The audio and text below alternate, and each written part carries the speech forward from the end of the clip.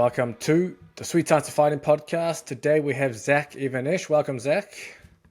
Thank you, James. Great to be here. Thank you for coming on. Yeah, no, thank you for coming on. It's we actually managed to pull this together, kind of get you on last minute there. I like it, and I've been following you. I think I've been following you. I mean, you've been, I guess, one of the OG strength coaches online. I think I've been following you for many, many, many years since I first started way back. But for people who don't know you, do you maybe give a brief background about yourself? Yeah, I think I started putting out content around 2002, and that all started from training athletes out of my parents' garage, backyard, local playgrounds. Then 2003, my fiance and I bought a house with a two-car garage. That garage was the first thing we rebuilt. So I trained athletes out of that garage before we moved into the house. So for a whole year, we didn't move in till yeah, wow, it's 2023, so 19 years ago I was in that house, and trained a lot of different athletes from the house, but we were tended to be known for training wrestlers, and so in 2007 I opened my first warehouse gym. We called it the Underground Strength Gym, and still, like, day in and day out, just training a lot of athletes, predominantly high school athletes, but I've also coached at Rutgers, Lehigh, and I do consulting for kind of anybody who wants high level performance, but FBI hostage rescue team. I've worked with Naval Special Warfare. Oh, wow. Yeah, so it's been some cool stuff. I really want to do more of that. And I've been coaching high school for a long time. I'm actually full-time at a high school. Today is my October 30th, 4 years ago, I started there. So that's been very interesting and unique in what I've seen in this, like, evolution, or what I call the de-evolution of the athlete. I'm seeing so many injuries in high school athletes. I've actually compiled a Google document for the fall sports. And I have to update it because now I got to update another kid who broke his collarbone. And you'd think with all this information out there, people are just training better, smarter. But I still think it's like a bubble. We're in our own bubble and we don't realize what's going on outside of us. And ironically, with all the wrestlers I train, we really don't have MMA fighters coming through. And so many of the wrestlers I've worked with transition into MMA, or at least they did it for a little bit. And so you never know kind of what is the, I guess, perception of people watching. But when it comes to training combat athletes, I think what we do is, one of the best, some of the best. Yes, I like it, and that's perfect into kind of the topic of this podcast on wrestling strength and conditioning. But before we go down that road, I remember you posted about that de-evolution of the current athlete now. So I'm sure there's people listening that maybe have kids or kids going through some kind of sport. What do you put that down to, or potentially down to? There could be so many reasons. I'm a dad, so when I speak on this topic, I speak as a coach and a father. My son is a freshman in high school. My daughter's a junior. Both of them competitive athletes.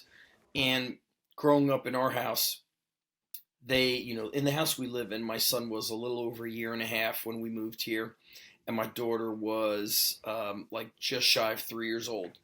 So they grew up seeing me climbing rope in the garage, carrying kettlebells up and down the streets. I would, like, jump on and off the stairs. I would do workouts outside as my kids played outside.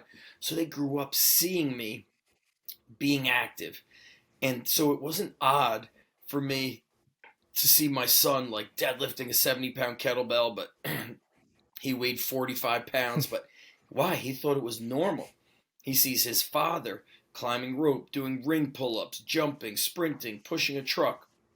And so my kids are very active. The food that's in the house, just everything is, like, to support strength and health and high performance. And I think in a world of convenience, that's where parents are making a mistake, is if their kid is busy in sports, I'm too busy, we're not going to get strength training. Or I'm too busy, we're just going to order these ready to eat foods, and it's just processed poison. So I see high school boys, and I say, high school boys have boobs and beer bellies, but they don't drink beer. They're 15, they're 14. So, lack of strength training, the physical education programs in many schools, cities, and states is just on a downturn. Certainly, there's some very good physical education programs, but there is a lot of resistance. Kids don't want to do push-ups. Kids don't want to run. Um, Mm. Coaches who know that the athletes need to work hard, they don't want to push too hard because then the parents complain. And so it's pretty simple. I look at it like convenience has ruined things, a life of comfort has ruined things. We take away the challenges, we find an answer for everybody. Whereas when I was a kid, I think about this often because we live in a real nice town. But the town I grew up you know, in middle school or even younger, you'd have to worry like, who's going to kick my ass? Who's going to be waiting in the back of the school to try to steal my bike? Can I pedal fast enough to get away from them? And then in eighth grade, when I started putting on muscle from weight training, people treated me differently. And I didn't start training because I was training for sport. I started training because I wasn't a confident person. I started getting into the lifting. I noticed people respected me more. The common bully did not bother me anymore. So that's when I realized strength helps you win. Building muscle. Jim Wendler says, he's a football coach and a strength coach. Win the Hmm. game when you get off the bus. So when the other team sees you, they're Yeah. like, damn, these kids look jacked. We are missing that big time. And there's, many reasons as to why, but it really comes down to we eliminate challenges and comfort Yeah. is the enemy. It is just making everybody weak. And you know, if I like stop into a gym somewhere and I want to pick up a protein shake, everybody is on their phone. Nobody is actually working. I mean, granted, there's going to Yeah. be a some outliers lifting heavy, but for the most part, it's a bunch of bullshit, and nobody's putting in the work. And I tell you the other thing, even to like kind of work against myself, I'm a coach, but I think there's too many coaches, and now people think they can't do anything unless they have a coach. Like, oh, I can't figure it out. You Hmm. could figure it out. There's so much free information out there, and that goes to show you, James, like it's not an information problem. It's a follow through problem. So Yeah. if I want to become a better MMA fighter, I could look at YouTube and study videos. I could learn my own strength and conditioning, nutrition. I could do it all for free on YouTube. Hmm. So it's not a money problem. It's not an information problem. It's a lack of commitment and a lack of focus problem. For sure. That resonates. That resonates big. Even when I first started strength training and stuff, yeah, I had a couple of programs from a personal trainer and stuff like that, but I eventually went online, taught myself a bunch of stuff, just literally did a bunch of Yes. different programs, did lots of stupid shit. I would literally max out every bloody week, like 1 RM squat every week, 1 RM deadlift after that. Like, but I got stronger. I think I did like in kilos, 142 kilos at 74 kilo body weight squat, and then 180 deadlift at 74 kilos. And that's just, you know, and stupid training. and You know what sometimes I we mean? need Like, that. I just being able think to we figure it out. need. I hate Yeah, to say exactly. it, but I think we need a little bit of stupid training. I think there's so Yeah. much science Yeah. and such nerdy activity that we're trying to make everybody so perfect. And listen, that might work in uh, basketball, baseball, but combat sports, you have to be able to perform when the shit hits the fan.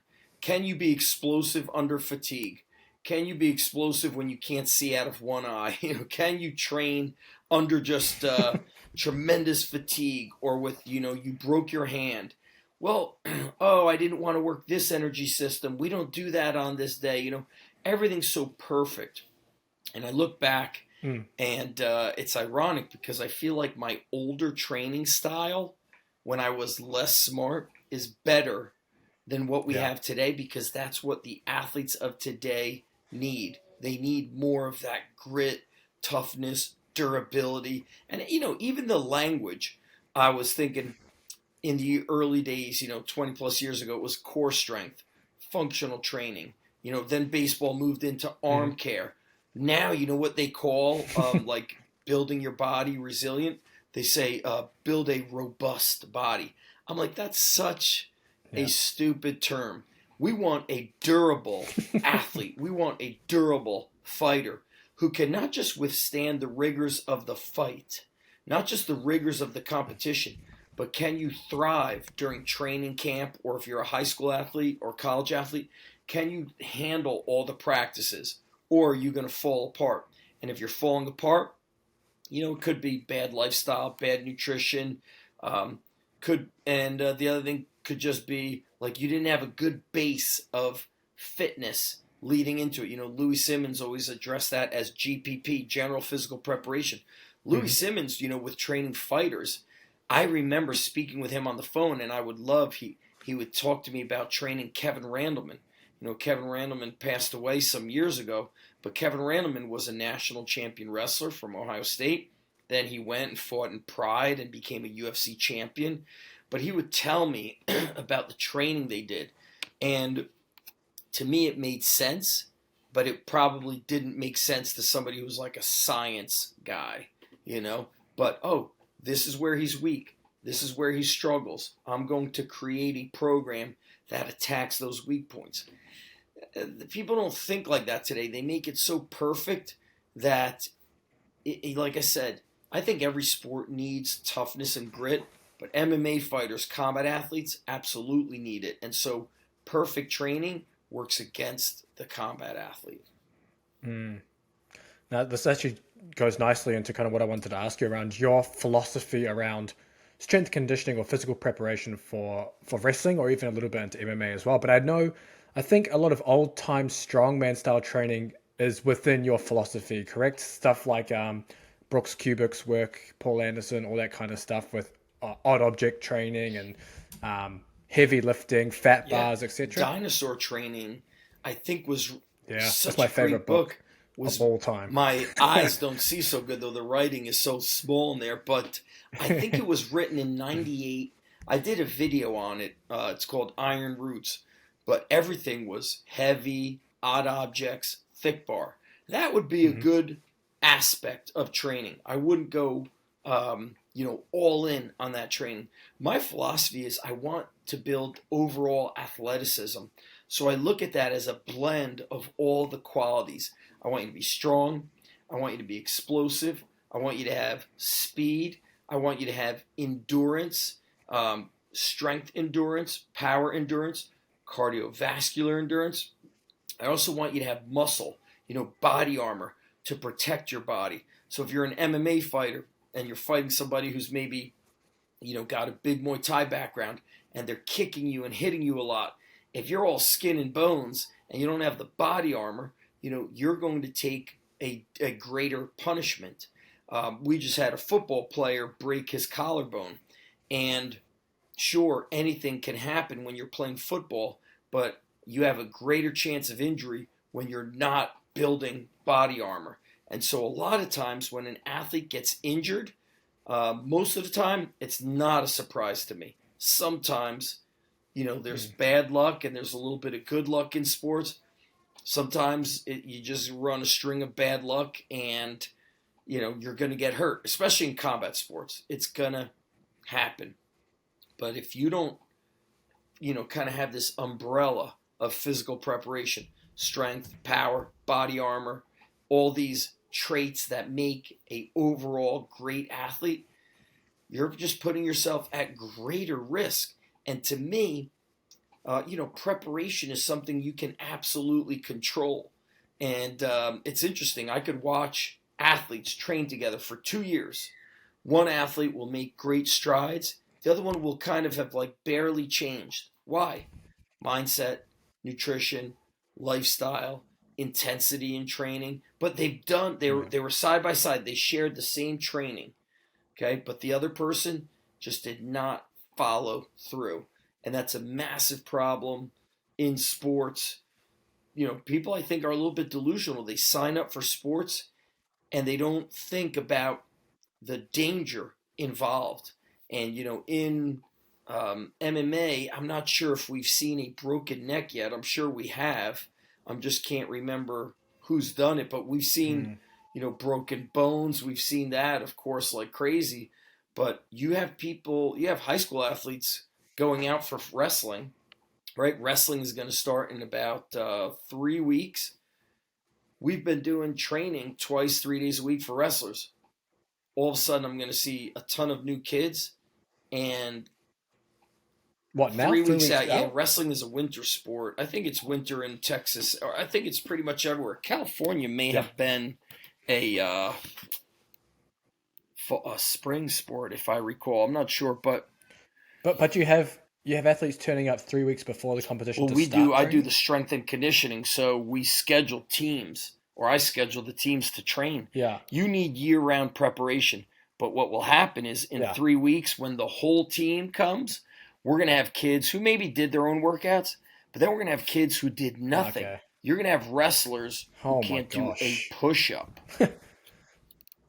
That's exactly, crazy, to me, that's crazy. Why would you come out for this sport and not have even considered getting great at push-ups? So to me, I always say to athletes, if you don't know anything, right? You know how to run and you know to do push-ups. Like guaranteed, you know that those are two things you should do. And people still won't do it. And so but my old wrestling coach from high school said to me, he goes, Zach, that was always around. He's like, you just were kind of in your own bubble. You were a good kid who listened. And so you didn't realize all the bad that was going on around you. And I get to see it now as a coach. I remember in high school, a kid junior year really had a standout year, was beating state qualifiers. But then him and his buddies were partying every weekend, drinking, smoking. Mm-hmm.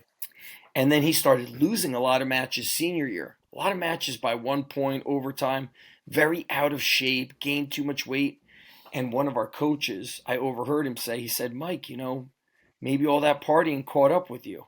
And now I get to see it every season with athletes who decide to party on the weekends when you could recover, or you could go to a party and not drink, eating better, just a lot of things that require basic discipline.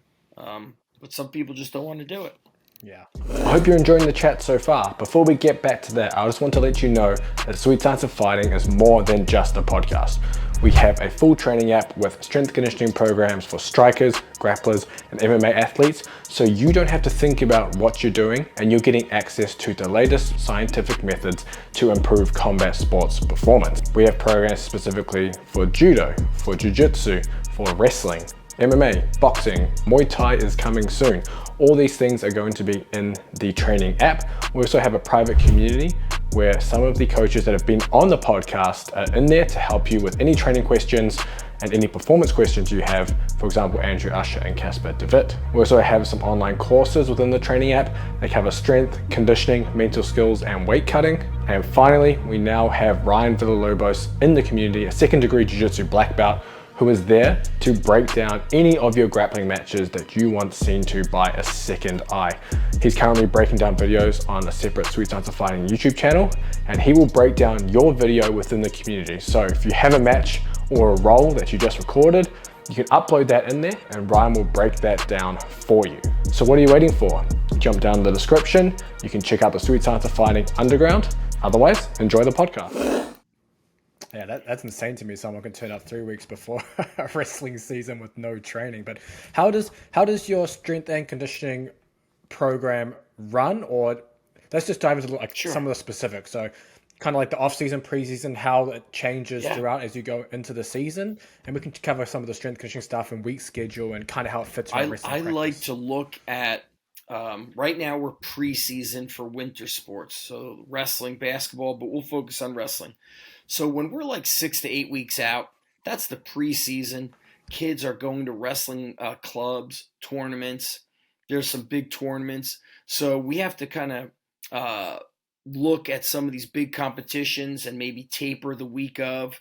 But kids are so busy, it's hard to taper because we might taper, but then their dad is bringing them to the wrestling club extra right before this big tournament. Mm-hmm. Like there was a big tournament in North or South Carolina called Super 32. There's one in New York called Journeyman. So it's a weekend. There's college coaches scouting you.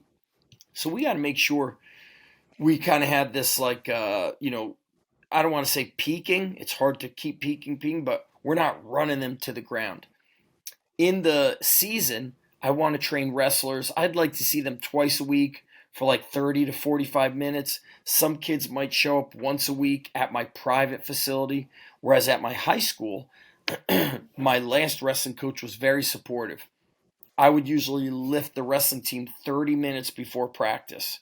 Now, we've got a new wrestling coach. That could change, and a lot of people are like, I can't believe that a wrestling coach wouldn't train with you. Don't they know what you've done?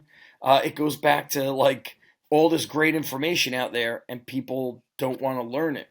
So in season, we are working, but the intensity can't like get pushed too high because everything is about wrestling. I don't want to interfere with practice. I certainly don't want to interfere with matches. And then as the end of the season comes, those 30-minute sessions, I like to make them even shorter. The strength training is power-based. It's not fatigue-based. So if they're on a barbell lift, it's like sets of 3 to 5, but a lower percentage. I want to see speed, no grind reps.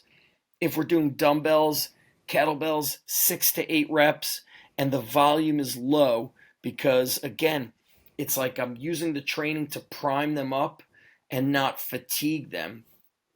Then, after the season is over, right? We've gone through 12 weeks in high school. College is a 5-month season. They take a week, maybe 2 weeks off. And then what I want to do is a little bodybuilding phase. 4 weeks, 6 weeks, sets of 10, 15, 20 reps, very lightweight, no barbells, building muscle, addressing injuries, getting a pump, and kind of steering clear of that barbell heavy stuff because that's a emotional stress. So I'm playing the long game. Then after that bodybuilding phase, then we start moving into like a power building phase. But also what's tricky is in the spring, guess what kids do right after wrestling season? Freestyle, Greco. So it's like, we're going from one season right to the next.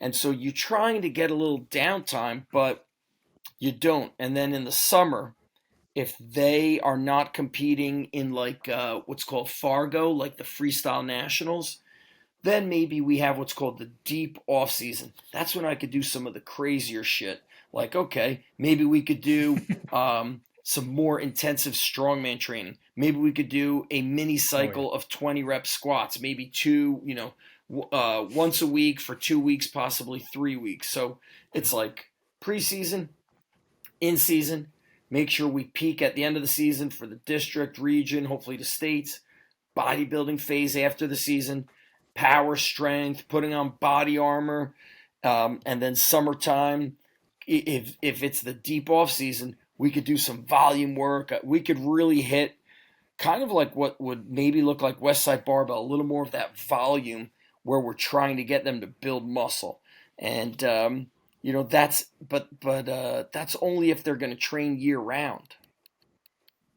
They don't always train, right? They don't always train year round, James. So that's like I just got an email today from a dad. His son trains off season, cancels in season.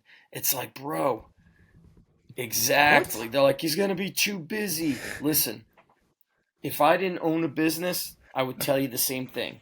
The most important time to train is in season. Why? Because we're training for this time, this moment, for you to be at your best. Why would I do all this work in the off season and then just be like, no more? I don't need. You don't need to be an expert. Diminishes as you go through. In 2 to 3 weeks, they start feeling the weakness. They start feeling the loss. Yeah. Oh, I'll just train on my own. I've seen kids train on their own at Retro Fitness. I'm sorry to admit it, and I sound rude, but it's shit. They go on a bunch of machines. Yeah. They do a ton of chest and buys. They don't do deep squats. They won't deadlift, jump, sprint, or push sleds. They're not going to do an athletic warm up that segues into jump training, you know? And so that's the difference between working out and training. For sure. And for the listeners, do you want to maybe give an example of what your in-season strength program looks like? The one you do 30-minute, the Yeah. 30-minute one you do before So a let's wrestling session. say we do like a quick warm up. So you want me to give them a warm up from my high school where I have large groups, or from my underground strength gym a little smaller? Okay. A little So smaller. underground strength gym, 8 to 12 kids in a group, sometimes less. We have like a little prep on the whiteboard, and it's about like a 10, 12 minute, but it's like 2 sets of everything. For wrestlers coming from wrestling, if they're coming to the underground strength gym, my private facility, they're coming in the evening after they've wrestled. So I could do examples for both. It'll be like sled, Yeah, perfect. band pull apart, recline rower pull up, back extensions, one arm kettlebell carry, dumbbell bench, very light, and maybe Bulgarian split squats, or maybe empty bar, full clean. If you're in the off season, you're doing like 2 exercises for 2 sets. 2 exercises, 2 sets. Yeah. So we get like a total body warm up. Then they'll go in. Let's say they're squatting. You'll work up. Let's say it says do 5 sets of 3 to 6. In season, they'll do 4 sets of 3 to 6. Let's say it says pause squat for 4 sets of 4, or let's say it says 5 sets of 4. They'll do 4 sets of 4. Then you're going to follow it up with like a hurdle jump and sprint. They might just do the hurdle jumps, no sprints. Then I'll usually go total body, because in season, if you go only lower body or only upper, they get sore from the volume of work.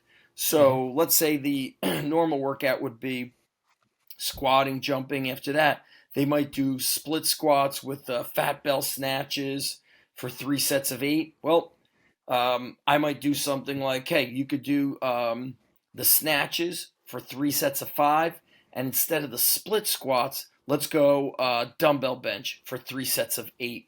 So I'll pick something that's upper body. And then we always do sleds, carries, and some sort of posterior chain. So kettlebell swing, glute ham raise, back extension. Love that stuff. And I think, we underestimate how capable younger athletes are of working. We don't need to treat them like fragile snowflakes. Hold a high standard. And if they train hard, now they're more inspired to eat the right way, to get to sleep on time. If the training's easy, there's like, whatever. I don't have to, they don't get locked in. For sure. Does that change much for your athletes in their 20s, maybe even early 30s? Depending on your training mileage, your training age. So if you are a fighter, like for example, I've seen a lot of the guys from the D1 level that I've coached, they move into fighting. I'm going to really take into consideration mileage on the body, injuries. You want to be very in tune with their performance. So watch how they compete when they fight. Where are they breaking down? Where do they struggle? What are prior or past injuries? How do we address them? I think that when you're in your mid-20s, early 30s, if you've been strength training properly since teenage years, you've built a tremendous foundation, and you're able to get a lot more from a lot less. But if you're in your mid-20s and you never really did strength training, then we need to get some volume. Kind of like your body has to really connect with the training. But for example, like when I trained today, like I deadlifted, I worked up, and I hit 2 heavy singles. I did that with push-ups. So, but what if somebody hasn't trained much? They're not going to get much out of doing singles. They're going to have to do 5s and 3s. They're going to have to do more work. Yeah. Perfect. And then within the in-season as well, so they compete, it's every weekend, right? Within college wrestling, depending on what. Yeah, or even high school competes a lot. Like a typical is a Wednesday, Friday, and then Saturday they'll have 3 or 4 matches. So that's called a tri-meet or a quad meet. It's crazy. So let's say 5 matches a week. Whereas, you know, when I was in high school, when the district tournament came, I had 15 matches. These kids today have like 30 plus matches, so twice the amount of competition. But a wrestling match is 6 minutes, maybe 7 minutes. Let me tell you, a wrestling match is much easier on the body than a 2-hour practice. You know, today I think a lot of teams practice 90 minutes. We practiced 2.5 to 3 hours. So we did double the work, which beat up the body much more. And we had half the matches, which meant we practiced more. And so again, more mileage on the body. And so fighters and coaches of fighters, you know, if you could have everything under one roof, it helps with communication. Okay? So how much Muay Thai was he doing? How much ground work was he doing? Oh, did he do strength? Oh, this week is easy. Okay, maybe strength training should be easy, so the whole week is easy. Oh no, go hard on strength training. Next week we'll go easy. No, then they never get a downturn to recover. So the communication from coach to athlete is very important. And where a lot of struggles happen is coaches do not communicate with other coaches because coaches are too busy trying to be, I'm more right, I was more involved. Listen, at the end of the day, I don't give a shit if people know that I coached you. I want to see you win. I want to see you succeed. And I want to be in the, you know, behind the scenes. I don't need any accolades. So I think the coach must advocate for what's best for the athlete. And that requires kind of digging deep and figuring out, what does this athlete respond best to? Intensity, volume, submax effort, optimal training, you know, just really trying to figure out what works best for them. So I match the training to their body and also their psychological state. Nice. So when in a congested in-season schedule, when in the week do you typically like to do or have them come in for that strength? At high school, I mean, at my private facility, the Underground, they schedule their own workouts through an app. You know, I tell them, you know, organize it in such a way where we're not really piling on more work on top of more work. But that being said, they don't have a lot of downtime. And so some kids, they don't get like, it doesn't bother them. Like, oh, I was at wrestling. Yeah, now I'm here training. Not a big deal. Other kids or their parents, shall I say, get over concerned. It's going to be too much. I don't know if I want them to go. Like, we're going to stop everything. I need to call you on the phone to explain to you. Like, listen, this is not the first time I've heard somebody who's busy, but I'd be lying to you if you want me to say it's okay for your son to be weak, yet he's entering and competing in a sport where the guy is trying to break his neck. You know, not literally speaking, but he's trying to hurt you. He's trying to win. Why would you want your son to be weak? And so kids need somebody like me to advocate for them, because parents get scared and then they pull their kid out. And listen, the transfer of training, the one trait that's not spoken of often enough is confidence. You know, we're always like, oh, does that jump transfer to training? Does that bench press transfer to their competition? Well, what about the training? It builds confidence. So if you have a athlete that doesn't believe in himself or herself, you know, we got somebody who could get likely to get hurt. And man, confidence is a secret weapon for a combat athlete, any athlete, really. Oh yeah. Hey guys, it's me again. I just want to let you know that I also have Sweet Science of Fighting rash guards and shorts, so you can represent Sweet Science of Fighting on the mats and within competition. We have the classic, just like the shirt I'm wearing, rash guard, Sweet Science of Fighting on the front, and we have the logos on the sleeves, and then X Martial on the back. We also have that in a shorts variation, same thing, with the Sweet Science of Fighting writing on one leg, and we have the logo on the other. But my personal favorite, this is my personal favorite file. We have this in black and white. and it is the Taniwha Protector Guardian version of the Sweet Science of Fighting with the logo on the back. This was designed by a Māori designer back in New Zealand, so a bit of my heritage on this jersey. It represents the acknowledgement of battle and war. It also represents strength and stability, and also has the New Zealand silver fin. But even if you're not a Kiwi, cop this. This is an awesome design. It is a custom made design. You will not find it anywhere else. So check that. That'll also be down in the description with a discount code. But back to the podcast. Yeah, I mean, I spent my years working in professional rugby, and it's one thing, like forwards in rugby, like doesn't matter what time of year it is, they just have to do something heavy because they're in the scrum all the time. So just them lifting something heavy is almost like a primer in their mind. Okay, I'm still strong, or I'm strong, and like that's enough for them to keep going. Where are you from, James? Do you know my buddy Ed Cosner? You're in Texas, you said? I do. I know Ed Cosner very well. Of course. So he was, big with rugby. I think he was overseas. Yep. Yeah, he did a little bit with Owen Franks and Ben Franks in New Zealand. I know those names. There. Yep. But he was doing New Orleans. MLR for a bit too. That's right. Yeah, so he was doing that. So I was doing the Austin team way back in 2017, 2018. And the Austin when team. Did you come to Texas from New Zealand? Came to Texas end of 2016, but then left again to go to Romania to work with their national team in 2018. Went back to New Zealand during COVID, and then we got green cards, came back to America June 1st last year. Me and my wife. Is your wife from the States or from New Zealand? Nope. She's South African. So what brought you guys to Texas?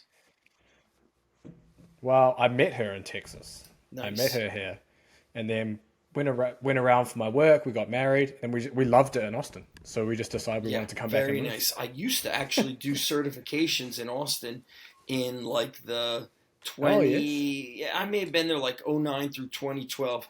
Yeah, my friend had two gyms located on Burnett Ave. It was like a very.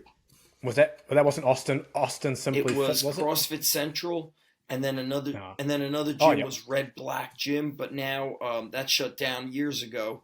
And the guy that used to help me, he runs Travis County Strength. Okay, awesome. So the culture when I was there, I always remember people were very motivated and just inspired with fitness and strength training. I hadn't been around. Yeah, it's a big community, so it was very cool. And I think wrestling is starting to pick up quite a lot in Texas, high school wrestling. Well, jiu-jitsu as well. Jiu-jitsu, big time. massive. Wrestling's huge. Yeah. How come? Why do you think? Yeah. All the top pros moved here. Because of the weather and just California too expensive and too crazy. Yeah, well, I mean, the top teams, they ended up moving to Puerto Rico, then they split up, and then they all just moved to Austin and opened two separate gyms, basically. And now there's now all the pro grapplers come train out here. There's like gyms on every corner. It's pretty crazy. Super fights almost every week. Yeah, it's pretty nuts. Yeah, it's pretty crazy because when I started MMA training myself, it would have been like, that's what kind of got me into everything was I tore my ACL when I didn't know how to train for combat sports. And that's what sent me down the rabbit hole. And so finding MMA was impossible in the late 90s. And so I looked up shoot fighting, and I found a place in New Jersey that was ran by the UFC ref, Big Dan Miragliotta. He had a place in Elizabeth, but there was not really any coaching. Like sometimes Dan was there. Most of the time you just went and sparred with people. So it was just, you're not really learning it. It was like a fight club. You didn't really learn. And you just didn't learn. And, I look back, that was crazy. But that's how I got into strength and conditioning was I was a bodybuilder because that's all I knew. Training for wrestling, training for shoot fighting, training for grappling. Tore my ACL. And that's when I went down the rabbit hole of just figuring out, and I still loved researching the strength training. So, and by the way, training for combat athletes could be applied to all sports because it's so well-rounded on athleticism, meaning we're not just strong, or we're not just trying to do speed work, or we're not just focused on conditioning. It's just this nice, great blend of preparation that is beneficial for everybody. For sure, for sure. And I know we don't have too much time left, so I just Sure. wanted to touch quickly on. We haven't touched too much on conditioning. We've Yeah. talked a lot about the strength training through the off season, preseason, and various phases. So how does your conditioning look? I guess preseason, in season, etc. Are you doing much extra on top of the Yeah, wrestling it's they're doing? hard. You have to pick and choose what is like what's the most important thing you need to attack. So some of our high school wrestlers go to a wrestling club 3 days a week. They'll go, let's say, Tuesday, Thursday, and then Sunday is a big day with the wrestling clubs here, and it's like all live wrestling. So they're getting in 3 days in the off season. Then in the in season, they're wrestling 6 days a week. So for me to add more conditioning on top is not a great idea. But I will say this, you know, not just for wrestlers, but I want to talk about combative athletes. Football players, some of them are getting too heavy, the linemen in high school. They're trying to just Mm, they're fat and they're gained way too much weight. They're better off being 250 more lean than 280 and fat. Those athletes, I would actually have them do steady state cardio. Get on a Stairmaster, 20 minutes, 3 to 5 days a week. We do hill sprints at my high school. So when we're done, we go out. The hill's about 100 feet. It's not very steep, but it's got a nice incline. We might do 3 sprints, 5 sprints, 7 sprints, depending on the time of year. Wrestlers, I might have them sprint up the hill holding a medicine ball or like 15-pound dumbbells. Yeah, nice. like kind of like that older style of Yep. boxing training almost. I'm not a fan of distance running. If you're a lighter athlete, it might be okay for you, but I found that once you're heavier, like 175 pounds and over, so that would be like 80 kilos or something, um, Mm, it beats up the body. You know what I did when I was yeah. in high school was when I injured my knee, I started swimming at the YMCA every other day, 30 minutes. It was so hard for me. But then when I got back, Dude, it's that so is hard. And I would just do so freestyle hard. down, breaststroke back, or I would do freestyle, freestyle, breaststroke, breaststroke. Then I needed a rest. But I was in such great shape. And then as the tournament came up, I stopped swimming and started running. And then my conditioning and strength went down. And of course, as a kid, you're not smart enough to really identify. So I look back and, of course, learn from those mistakes. Yeah.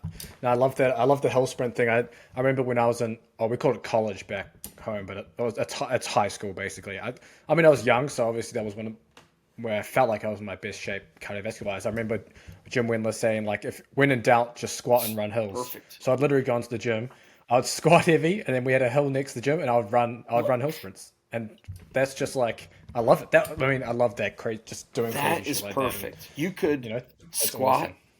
sprint hills, and do calisthenics for upper body. Pull ups, push ups, dips, Yep. walking on your hands. And oh, that's too simple. The reason why we need all this variety is because kids get bored. And I remember Marty Yeah. Gallagher said, 100%. he's like, I'm training people who have their eyes on winning or training for life. He's like, so I don't need to change just to give them something novel. And I was like, yes, but that's for the people you're training. You're talking about training Navy SEALs, powerlifters who are trying to squat 1,000 pounds. They have a different frame of Yeah. mind. MMA fighters are very much like teenage boys. They have that ADHD. They want to experience a lot of different stuff. Yeah. They want to jump. They want to do some crazy shit. So you have to appease a little bit of their mind to get them to believe in the training while also doing what is going to get them just strong and powerful. I love the squat and sprint. I mean, it's so true.